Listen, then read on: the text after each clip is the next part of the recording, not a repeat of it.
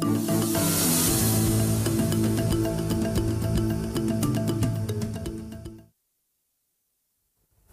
ini adalah segmen terakhir di Saling Silang. Tadi terpotong break, saya tanyakan kepada Demokrat adalah mungkinkah Demokrat akan menjadi pionir dari poros ketiga di tengah fakta-fakta sejumlah hasil survei AHY cukup tinggi menjadi cawapres baik itu untuk Jokowi maupun Prabowo. Hitung-hitungannya Demokrat akan seperti apa? Akan lebih lelah mana kerja Demokrat ketika hasil survei sudah menyatakan sudahlah jadi cawapres dulu saja, toh dua-duanya juga bagus kok baik di kubu Pak Prabowo maupun Jokowi, daripada terus kemudian bersusah payah menaikkan pamor AHY begitu di poros ketiga menjadi capres. Jadi pertama, diskusi kita ini masih 3 bulan sebelum KPU membuka pendaftaran tanggal 4 Agustus. Tapi ini jadi semua hal masih mungkin. Jadi semua hal masih mungkin. Kalau terkait Mas AHY-nya sendiri apa? Closing statement ya. Jadi kalau terkait persoalan Mas AHY-nya sendiri, kami mensyukuri angka yang 16% itu 3 bulan ke depan ini ya. Mas AHY juga kan dalam kapasitas beliau sebagai komandan Kogasma kami itu kan terus ini keliling. Kemarin kan Mas AHY baru selesai Tour de Java. Jadi masuk ke 27 kabupaten kota di Jawa Barat.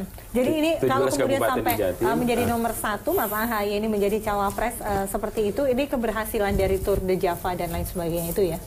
Jadi per hari ini di Jawa Timur kemarin masuk 17 kabupaten kota, Jawa Tengah juga, jadi 67 kabupaten kota kita masuk. Mungkin bisa ditanya indikator itu Mas AHY turun ke bawah menjadi aspirasi masyarakat itu ada tidak itu alirannya ke distribusi dukungan. Yang kedua begini Mbak Fesi. Singkat saja. Ya singkat saja. Yang kedua begini, tanggal 14 Mei besok Mas AHY itu akan pidato politik. Itu judulnya Ekonomi Kita. 14 Mei. 14 Mei besok ekonomi kita. Jadi kalau Bung Hatta itu punya demokrasi kita, Syahrir punya perjuangan kita, Mas AHY besok akan nge-launching ekonomi kita. Khusus memotret terkait persoalan apa yang dirasakan rakyat selama setengah tahun beliau kemarin turun ke bawah. Baik, silakan closing statement Pak Ferry singkat saja, Pak Melki singkat saja. Terima kasih survei teman-teman.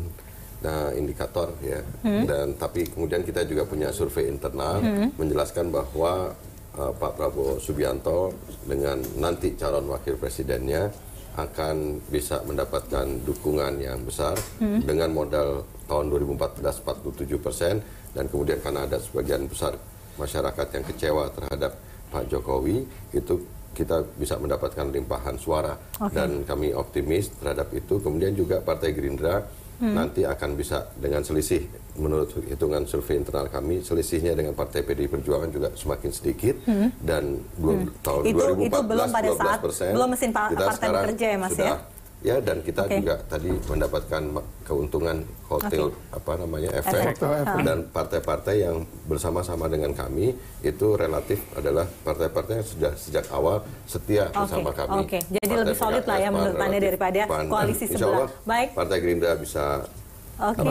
bagi Golkar dan Pak Prabowo menang. Iya, baik Pak Melki silakan. Golkar begini saya kira. Pertama, kami sangat percaya bahwa basis politik akal sehat itu adalah survei, sehingga kami sangat betul-betul mendengarkan dan mencermati dinamika survei dari berbagai partai berbagai lembaga survei. Terima kasih buat indikator, LSI dan sebagainya. Yang kedua, karena juga kita berangkat dari survei, tentu dinamika politik selalu terjadi. Tapi dalam kita lihat bagaimana peta dalam survei belakangan ini, memang arus ke Pak Jokowi itu kuat sekali, dan tentu sebagai partai yang mengusung ikut mengusung dari awal. Jadi Partai Golkar itu dari awal yang mendukung Presiden Jokowi jadi calon presiden 2019. Kami memang terlambat.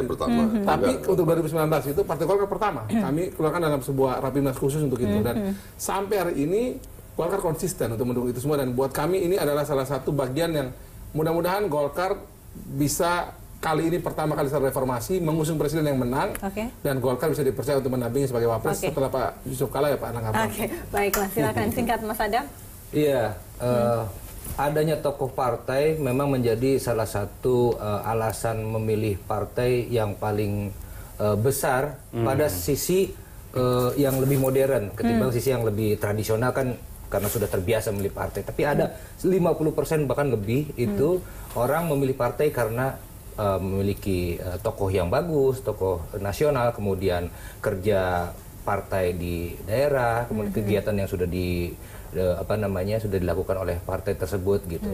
Sehingga dinamika ke depan karena ini menjadi penting, saya rasa semua partai pasti akan berlomba-lomba untuk mengusung tokoh utamanya untuk menjadi calon presiden atau calon wakil presiden. Terlebih lagi sekarang pemilunya serentak supaya bisa menaikkan elektoral, dampak elektoral terhadap partai tersebut. Gitu. Kalau tidak semua partai akhirnya bisa menempatkan kader-kadernya baik itu menjadi capres maupun cawapres, itu tidak masalah ya.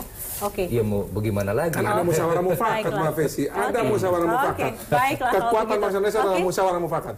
Atau mufakat dulu baru dimusyawarah. Musyawarah poros ketiga. Sudah hadir pada malam hari ini. Selamat malam. Hidup sila keempat. Jam saling silang kami akan kembali besok tentunya dengan topik-topik hangat lainnya. Saya Fesi Alif pamit. Selamat malam. Sampai jumpa.